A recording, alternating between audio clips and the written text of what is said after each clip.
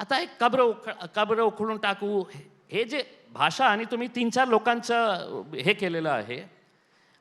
मला वाटतं की माझ्यानंतर ते पण येणार आहे. नहीं वो नहीं रहेंगे, आप बताइए, आप खुल के बताइए। मैं तो खुल चाह के रहा बोल- था कि मेरे बाजू ही बिठा लेना था, एक मर्तबा हो जाती थी बातचीत, जो भी होना था करके उसमें सबको समझ में आ जाता था उसमें. ठीक आहे ना बाबा, सगळ्यांचा धर्म आहे. मी तुमच्या धर्माचा आदर करतो आणि अपेक्षा हे करतो की तुम्ही दुसऱ्यांच्या धर्माचाही आदर करा. फक्त हिंदू हिंदू हिंदू हिंदू करून किती काय तुम्ही साध्य करणार आहे.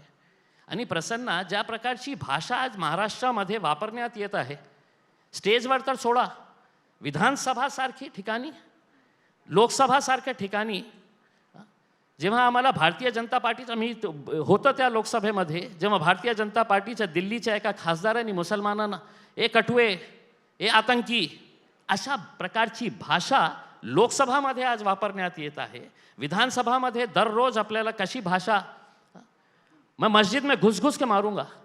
म्हणजे या राज्यामध्ये काही लॉ अँड ऑर्डर, काही नियम आहे का नाही आहे की कोणीही स्टेजवर उभे राहून, हेच अकबरुद्दीन अवैसी साहेबांनी जेव्हा बोलले होते तर त्यांना जेलमध्ये किती महिने त्यांना जेलमध्ये राहावं लागलं होतं याच स्टेटमेंटमुळे.